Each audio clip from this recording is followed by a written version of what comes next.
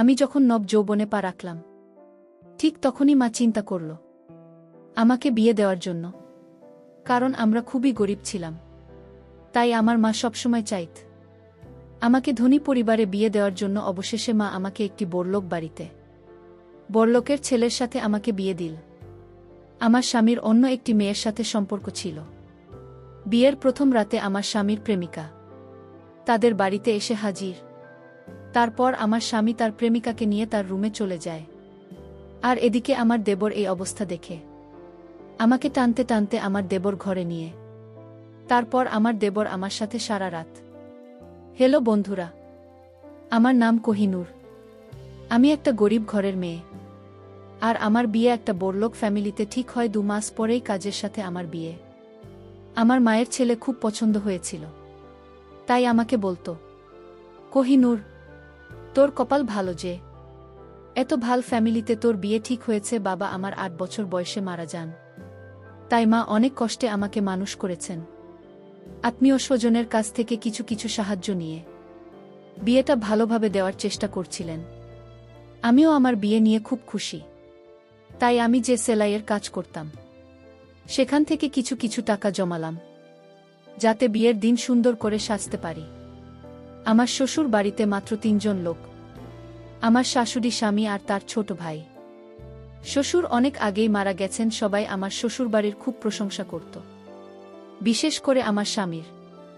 সবাই বলতো আমার শ্বশুরবাড়ির লোকজন খুব ভালো ছিল।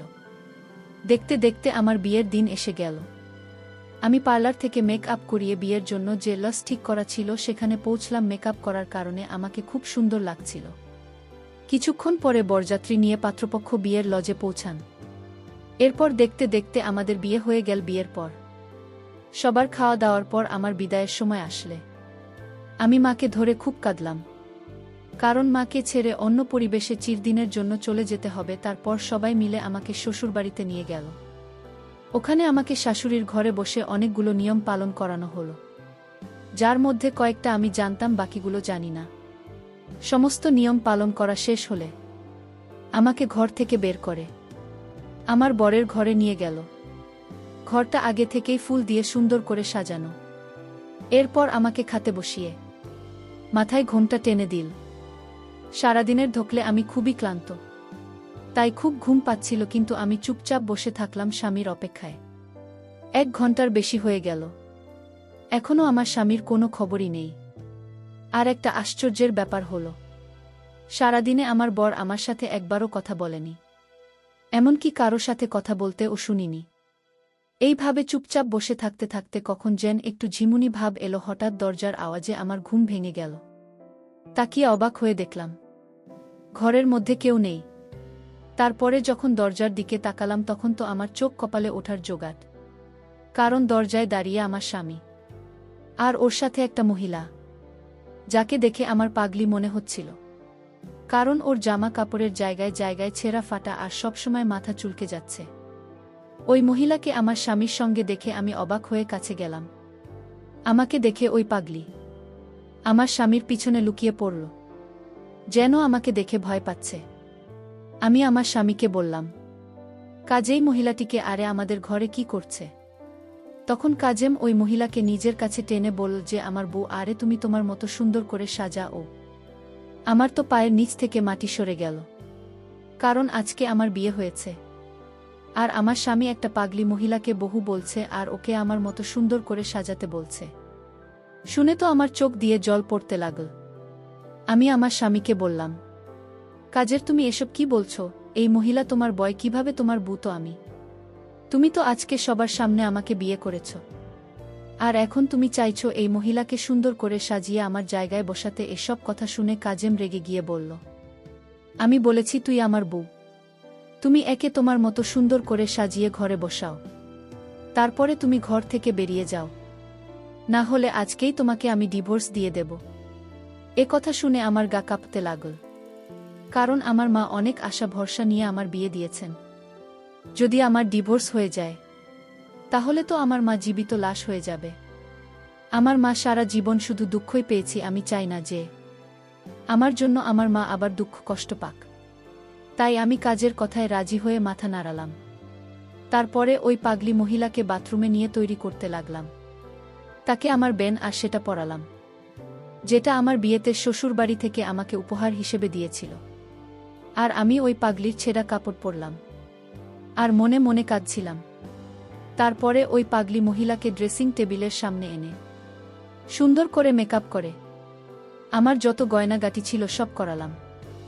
যাকে এতক্ষণ বিশ্রী লাগছিল তাকে খুব সুন্দর দেখাচ্ছে।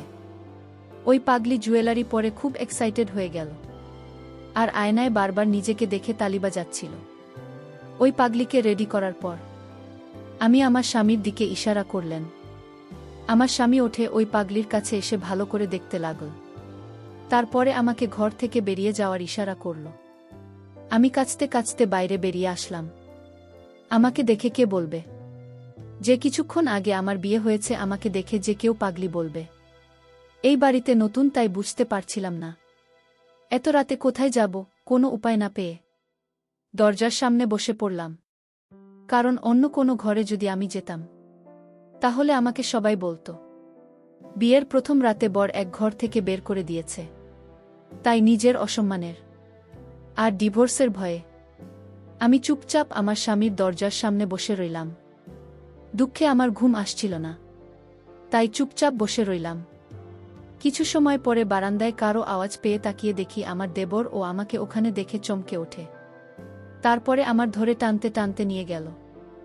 মুখ ঢাকা ছিল বলে ও হয়তো আমাকে চিনতে পারেনি, আর আমিও কিছু বলতে পারছি না, কারণ এতে আমারই অসম্মান হবে। কারণ আমি সেই মেয়ে যাকে বিয়ের প্রথম রাতেই তার স্বামী ঘরের বাইরে বের করে দিয়েছে। ও হয়তো আমাকে ওই পাগলি ভেবেছিল, তাই টানতে টানতে আমাকে স্টোর রুমে নিয়ে একটা দড়ি দিয়ে বেঁধে ফেলে। তারপর আমি অবাক হয়ে দেখলাম যে সে আমার জন্য বাসি রুটি তরকারি আর কিছু ওষুধ নিয়ে আসলো, যেটা হয়তো এই পাগলের জন্য। কিন্তু আমি ওষুধ কিছুতেই খেতে পারবো না, কারণ আমি তো পাগলি না। দড়ি দিয়ে আমার পা বাঁধা ছিল, কিন্তু দুইটা হাত খোলা। ও আমাকে ওই বাসি রুটি খেতে বলল। আমি তাড়াতাড়ি মাথা ঝুঁকিয়ে না বললাম যে মাথা ঝোঁকালাম, তখনই আমার মুখ থেকে কাপড় পড়ে গেল। আর আমার দেবর আমাকে দেখে চমকে উঠল। ও বিশ্বাসই করতে পারছেন না যে এটা আমি। তারপরেও আমাকে বলল, তুমি এই অবস্থায় কেন?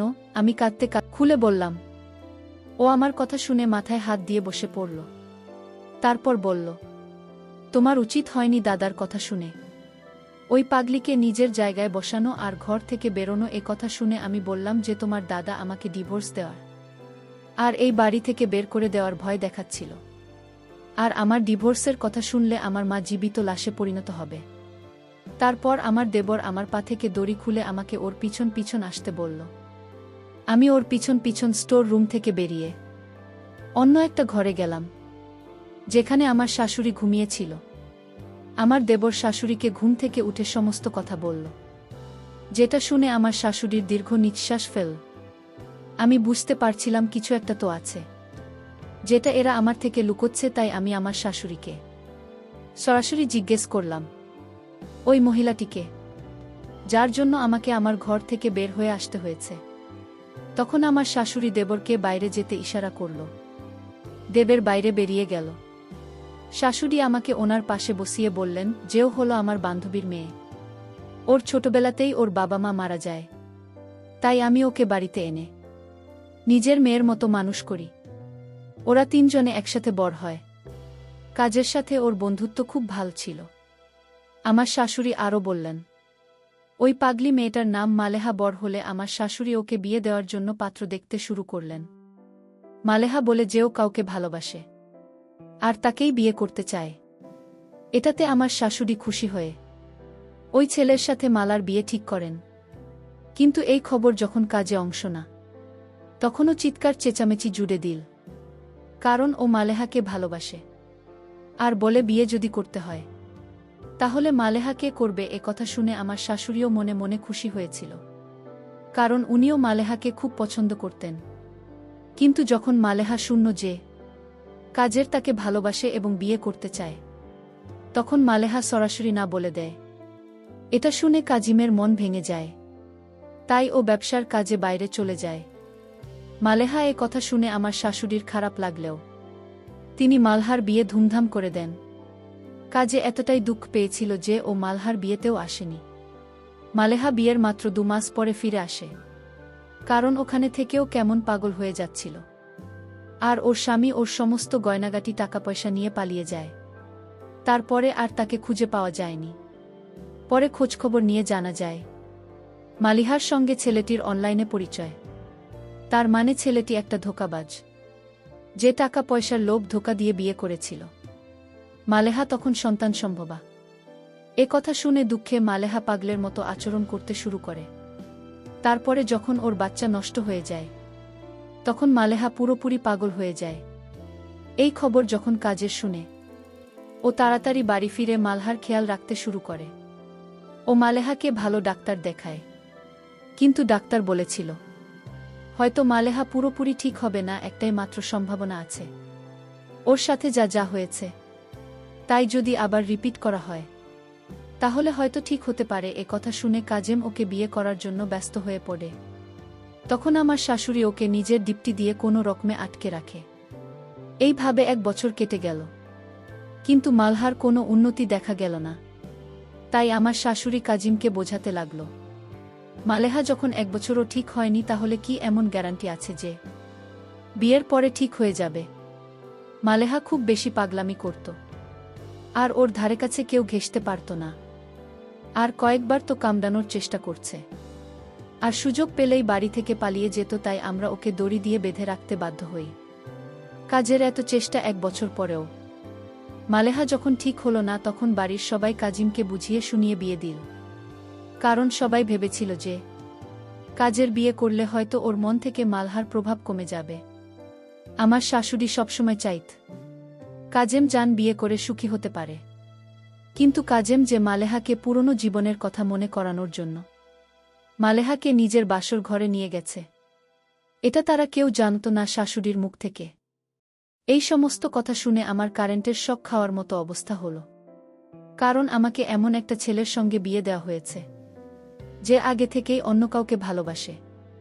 হয়তো আমরা গরিব, তাই আমাদের সাথে এসব করা যায়, কারণ ওরা জানে আমরা কিছুই করতে পারবো না। এইসব ভেবে ভিতরে ভিতরে কান্নায় আমার বুক ফেটে যাচ্ছিল। তখন আমার শাশুড়ি আমাকে নিয়ে আমার স্বামীর ঘরের দরজার সামনে এসে দরজা খুলে দেখতে পেলাম যে মালেহা নতুন শাড়ি গহনা পরে মেঝেতে শুয়ে আছে, আর কাজের খাটের উপর বসে বসে কান্না করছে। কাজেম ওর মাকে দেখেই আমার কাছে এসে মাকে ধরে কাঁদতে লাগল। কান্না থামলে আমার শাশুড়ি কাজিমকে বোঝাতে লাগল যে কাজে আমার সাথে কি অন্যায় করেছে। এরপর কাজেম আমার দিকে মাথা নিচু করে দাঁড়িয়ে আমার কাছে ক্ষমা চাই। এরপর আমার শাশুড়ি ঘুমন্ত মানহাকে ঘুম থেকে উঠিয়ে বুঝিয়ে শুনিয়ে নিজের সঙ্গে নিয়ে গেলেন। উনারা যাওয়ার পরে কাজেম আমার কাছে আবার ক্ষমা চেয়ে আমাকে কারণ বোঝাতে লাগল, যেটা আমি আগে আমার শাশুড়ির কাছ থেকে শুনেছি। আমি বুঝতে পারলাম যে কাজেই বিয়ে করতে চাইত না, যাতে ও মালেহা দেখাশোনা করে ঠিক করতে পারে এবং ওকে বিয়ে করতে পারি।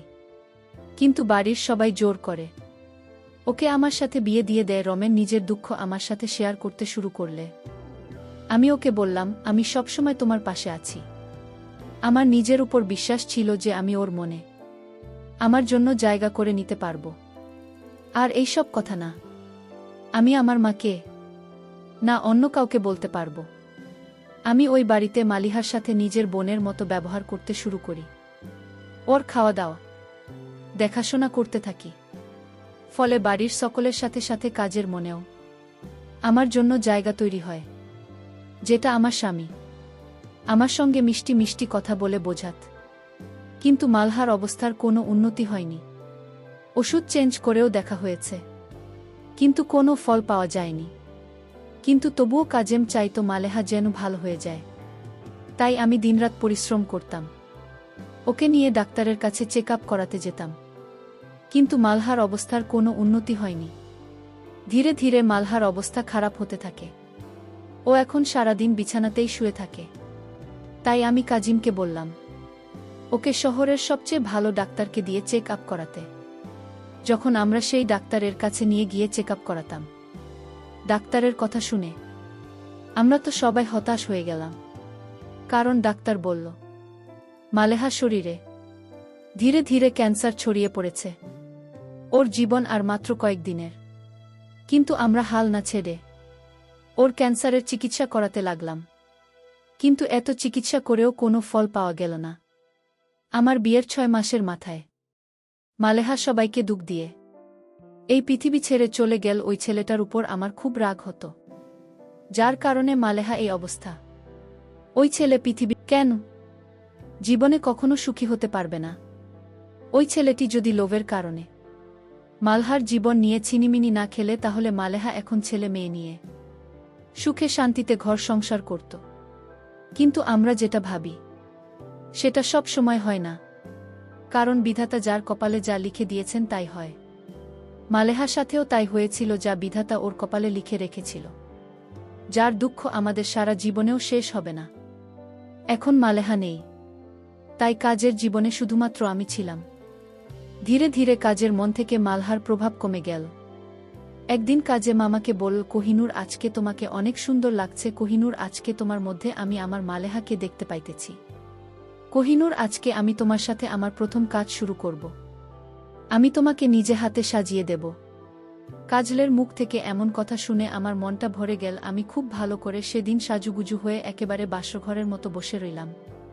জীবনে এই প্রথম আমার স্বামীর সোহাগ আমি পাপ ভাবতেই মনটা ভরে গেল। তারপর সেই রাতে আমার স্বামী কাজে আমার রুমে এল। তাকে দেখে অনেক রোমান্টিক মনে হলো। সে আমার রুমে ঢুকে আমাকে দেখেই সে অপলক দৃষ্টিতে তাকিয়ে রইল। আমি তার দিকে মায়ের দৃষ্টিতে তাকিয়ে রইলাম, আর মনে মনে ভাবতে লাগলাম, আমার স্বামী অনেক দিনের ক্ষুধার্ত। আমি কি তার সাথে কুলিয়ে উঠতে পারব? কিছুক্ষণ পর আমার স্বামী আমার সাথে অনেক মজার মজার কথা বলতে শুরু করল, এবং একটু পরে দেখলাম সে সব কিছু ছেড়ে দিয়ে একেবারে পাগলের মতো হয়ে গেল বাসরীয় কাজের জন্য। আমিও তখন তাতে সম্মতি দিতে লাগলাম। জীবনের প্রথম বন্ধুরা আমার স্বামী আমার এখানে আঘাত হান। তখন প্রথম কিছুটা কষ্ট পেয়েছিলাম, কিন্তু কিছুক্ষণ পর সে আমাকে এমন সুখ দিয়েছিল যা পেয়ে আমার কলিজা ঠান্ডা হয়ে গিয়েছিল। তারপর থেকে বন্ধুরা আমার স্বামীর সাথে প্রতিদিন রাতে ইচ্ছামত হতো। আমি অনেক সুখ পেতাম।